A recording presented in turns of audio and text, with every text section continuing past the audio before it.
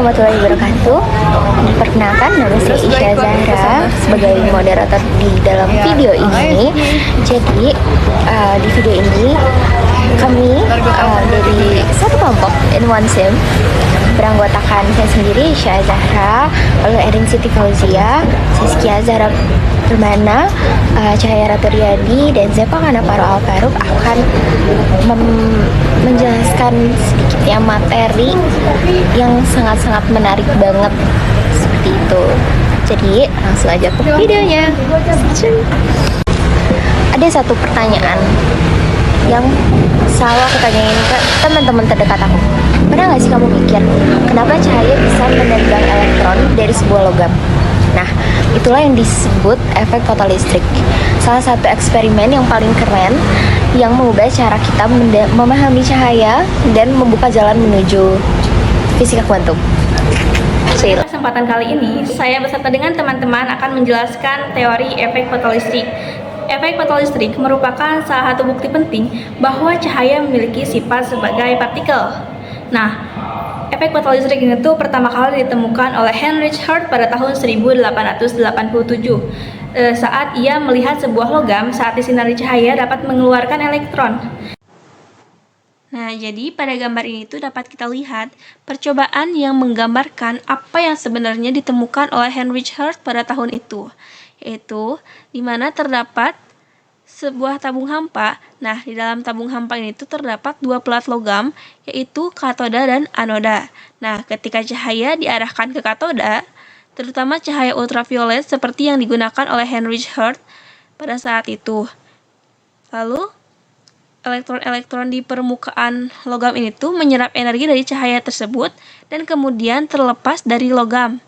Nah, kemudian elektron-elektron tersebut itu bergerak menuju ke anoda, sehingga timbullah arus yang bisa terdeteksi oleh ampermeter. Nah, inilah yang pertama kali diamati oleh Heinrich Hertz, di mana bahwa cahaya ternyata dapat membuat logam memancarkan elektron.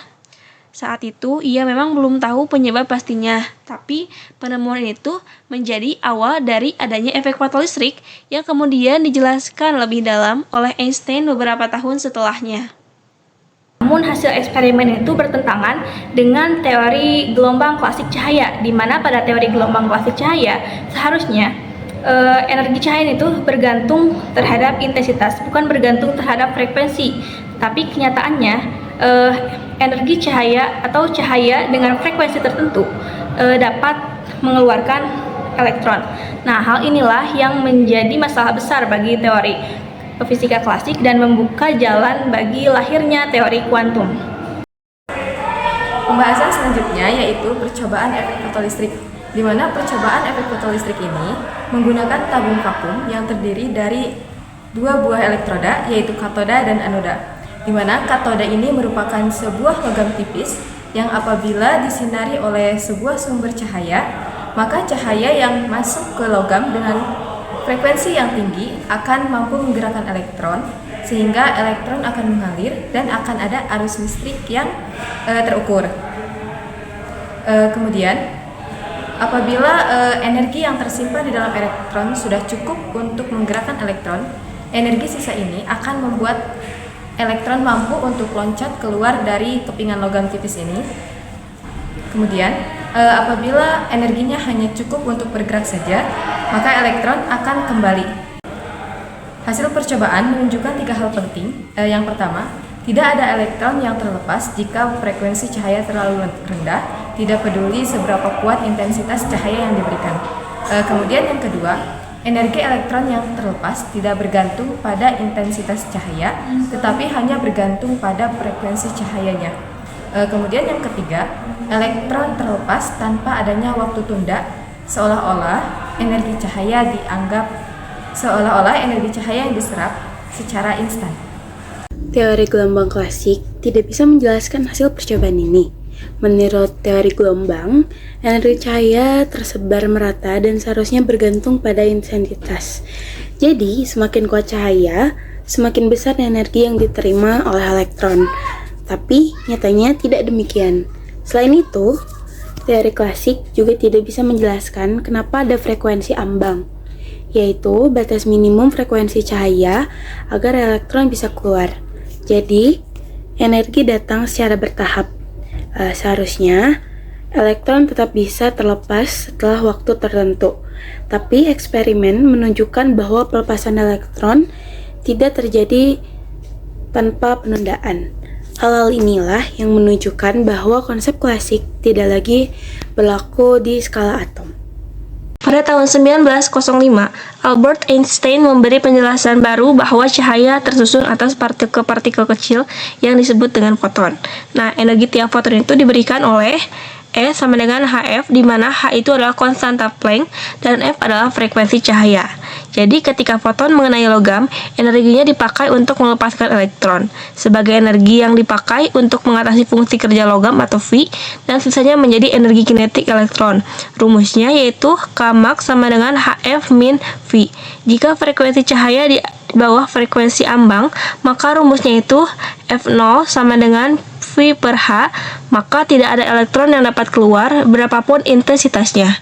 Nah, grafik hubungan antara energi kinetik maksimum dan frekuensi ini tuh membentuk garis lurus dengan kemiringan H. Nah, beberapa tahun kemudian, Albert Millikan melakukan eksperimen untuk menguji persamaan Einstein ini. Nah, ia mengukur hubungan antara tegangan henti sama frekuensi cahaya yang digunakan. Hasilnya, grafik yang diperoleh memang berbentuk garis lurus sesuai dengan prediksi Einstein. Dari grafik tersebut, Millikan berhasil menentukan nilai konstanta Planck dengan akurasi yang tinggi.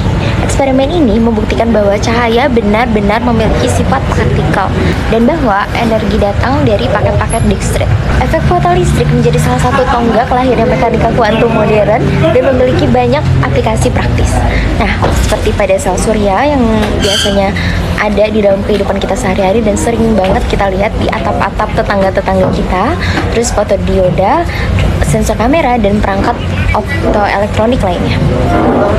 Nah, jadi itu dia jawaban-jawaban dari pertanyaan-pertanyaan yang selalu diutarakan kepada teman-teman kita, dan akhirnya kami menemukan jawabannya. So, jangan pernah merasa puas dengan teori-teori yang sudah kita tahu, karena masih banyak sekali, dan ada segudang teori lagi yang perlu kita bedah lebih jauh. And since it's true we must, but sometimes the one theory and sometimes the other. Bye bye. Wassalamualaikum warahmatullahi wabarakatuh.